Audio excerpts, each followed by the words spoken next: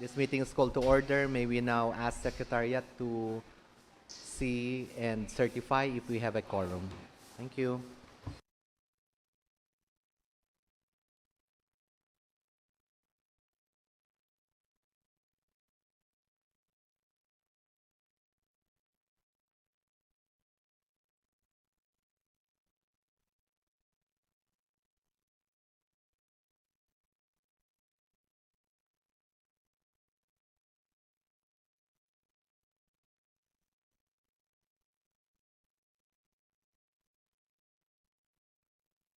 Hello?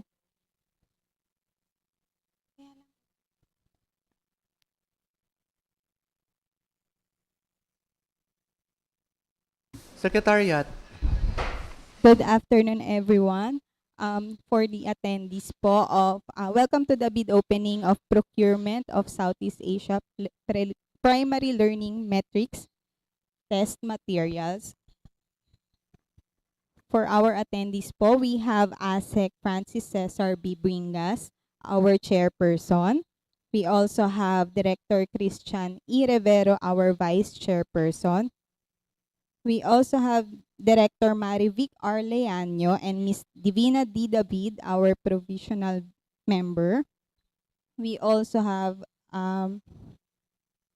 Director Leia B. Apaw, our alternate member, regular member. And we have Ms. Daisy Asuncion Santos and Ms. Bessie Agamata, our alternate member po. For the technical working group, we have Mr. Percival Gonzalez. We also have Ms. Armida Celeste, Ms. Cheryl Ann Legarte, and Mr. Emilio Celedonio. We also acknowledge the presence of ASEC Omar V. Romero and Ms. Zenith Europa. Secretariat, may we know if we have online participants? None po.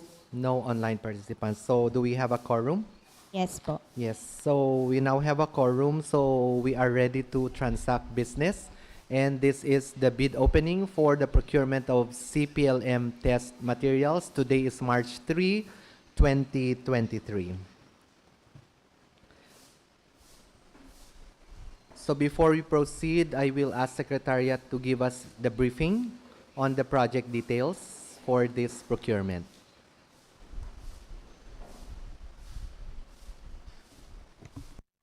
The end user of this project is the Bureau of Education Assessment, Education Research Division. The source of funds is 2022 NASBE Continuing Fund, valid until December 31, 2023. And the date of advertisement and posting of invitation to bid is last February 10, 2023 po.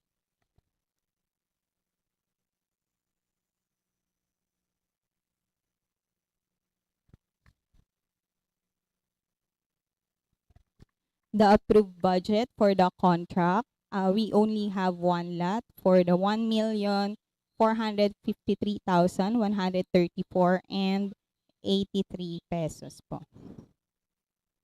There are two items in one lot. Cognitive booklet for grade 5 students, which composed of 19 booklets, cognitive booklet, and contextual questionnaires.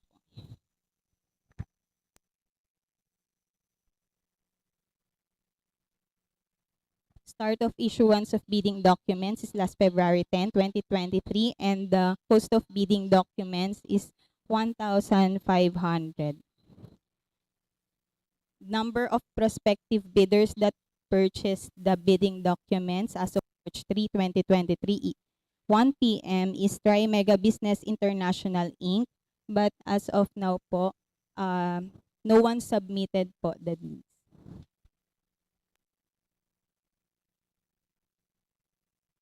May we have confirmation, Secretariat, as of deadline today at 1 p.m. 12:30 po. At 12 noon, no No bidders. bids were submitted to the Secretariat. Yes po.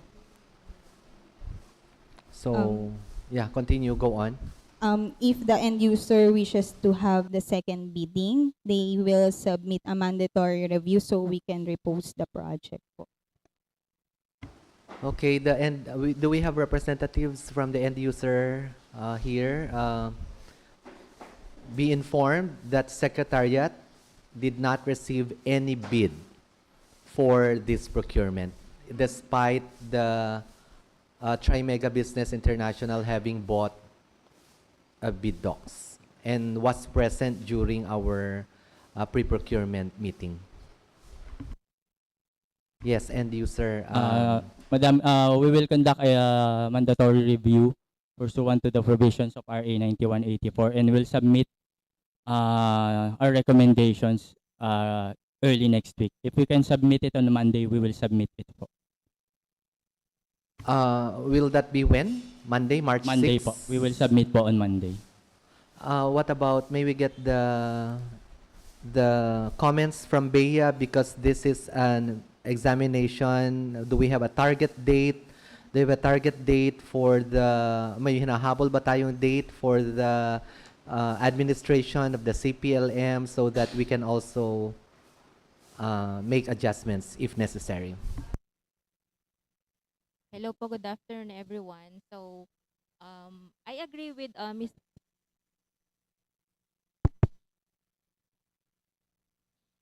Hello po, good afternoon. So, thank you for asking.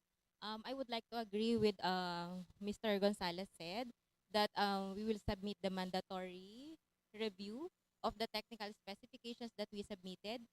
As regards the schedule of the the field trial, it is scheduled on May 8 to 31, 2023. So considering the time constraint, we can still, I guess, we can still juggle with regard to the time. And hopefully, the printing will be finished within 5 to 7 days. So may time pa naman. Okay, other members of the back?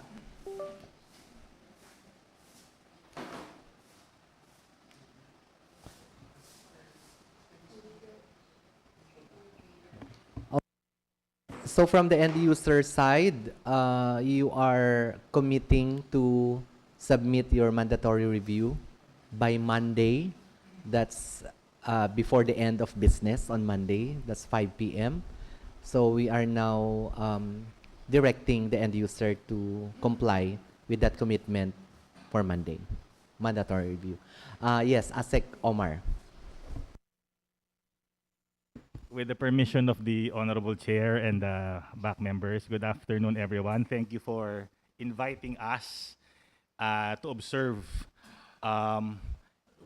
May I confirm from the end user, when is the deadline for these are test materials? Ito po ba yung answer sheets and questionnaires? Yeah? I Test. think these are the trial, parang verification. Ano yun? Tawag natin doon? Item, These are the test booklets that we will be needing to administer the field trial po.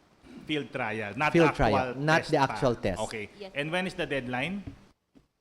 For when do you need this? We need that before May 8. Before May 8, which Yes is the po. field trial. Yes po. That's the Okay. day one of, that is the start of the administration of the field trial.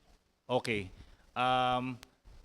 Madam Chair, my question is, yes, the back may have time for another round, but how long is the printing and the delivery as required in the contract? Naabot ba siya dun sa May? Responding to the question of Sir Asek, the tentative printing for this is around estimated 7 calendar days. Opo. So if you do one more round, which is 1 to 1.5 months, unless we work through the weekends and holidays, may Holy Week pang parating, no? Kaya naman siguro, no? Kaya naman. So it is the respectful recommendation of the procurement strand that in the review, tawagan nyo na si Trimega, bakit hindi siya nag-bid? Okay? There's no more no contact policy because we are declaring failure of bidding. So please find out anong problem nila or what challenge they experience. Mababa ba yung ABC natin? Malabo ba yung tech specs natin? Minsan wala tayong kasalanan eh. Nagkaroon ng COVID yung nag-aayos ng bid docs. In our experience, sila Bev will attest to that, no? Because they are also our competent backsec from back one. Minsan ganon. So let's find out. And if there's a consideration that we need to reevaluate, let's do that. Okay? At the same time, to the Honorable Committee, we are exploring engaging APO Production Unit, which is a government-recognized printer for our printing requirements. No? So, who is the head of the end-user unit? Director Benito po. Okay. Okay. So, we'll reach out because baka nga mapabilis if we do it ng agency to agency to another government entity. We're trying to find out why we haven't been engaging our government printers at the CO level for the last administration. No?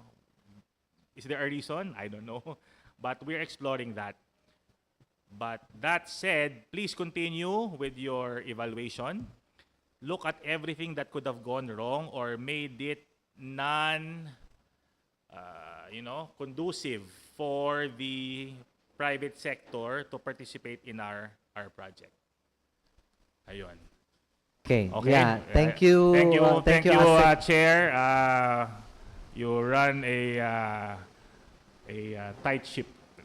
Thank you, ASEC Omar. But siguro we'll ask Bea to respond quickly siguro to the query or recommendation of ASEC Omar, because I understand based on our previous procurement meetings, parang meron kayong na-mention noon that you have engaged APO already in the past and they have an unfinished business with the BEA. Can you confirm that? Para matulungan tayo. We have engaged the services of APO Productions way back 2019-2020 for several assessment, printing and printing of assessment materials. Unfortunately po, medyo sobrang tagal. For example po, we administered a test June 2022. Until now po, wala pa pong test results. 8 months after po. With the permission of the Chair. Ano po yung wala pa yung product? Na-print po, kasi po ang nangyari po yun, end-to-end yung contract nila, printing of test booklets, printing of answer sheets, processing of test results, and forwarding services. Okay, okay. Nagka-problema po tayo sa printing, may mga nawala. During the delivery, may mga nawalang booklets o test materials, napunta sa ibang divisions, nawala. And then during the retrieval phase, medyo matagal, as in matagal po, more than the required number of days. And then sa processing po, talagang lalong mas matagal po. 8 months na po, wala pa pong result yung administered test last June 2022. And then marami na rin po yung kamukha ng Kialis. They also did ask for us. Matagal din po.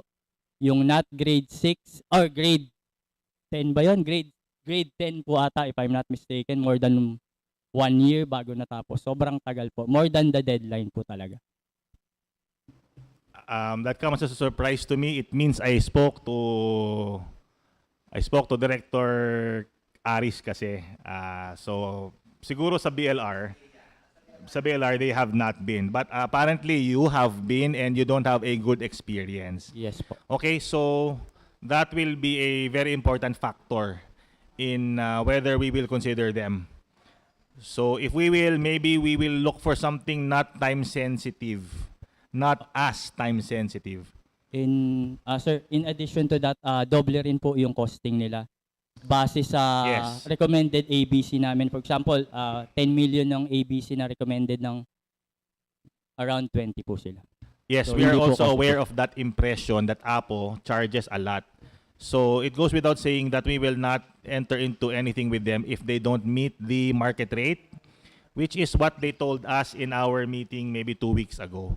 Pero hindi nila binanggit yung dismal performance nila with the BEA. Okay, thank you, Madam Chair. That's all for us.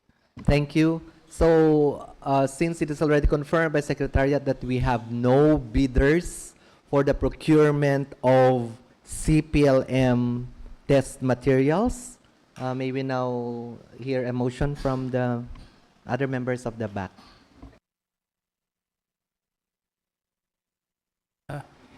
Move to declare a failure of bidding subject to the review of the end user.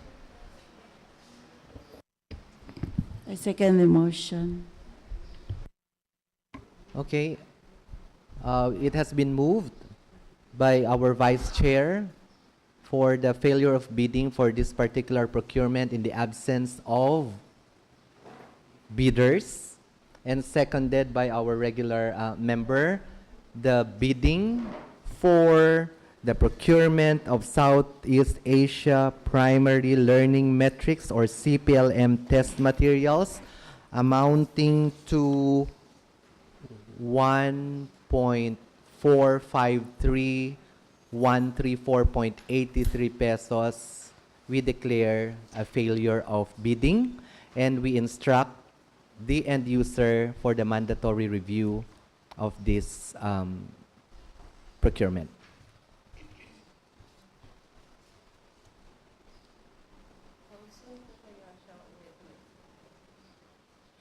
Monday sila mag-aan.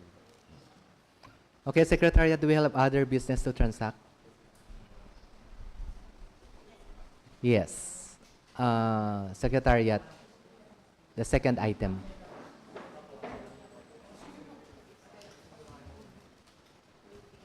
Ano?